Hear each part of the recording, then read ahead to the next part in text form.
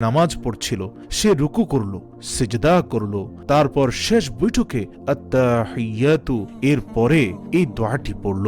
দোয়াটি হচ্ছে আল্লাহুম্মা ইন্নী আসআলুকা বিআন্না লাকাল হামদা লা। নামাজ পড়ছিল, সে রুকু করল, সিজদা করল, তারপর শেষ বৈঠকে আত্তাহিয়াতু এর পরে এই দোয়াটি পড়ল।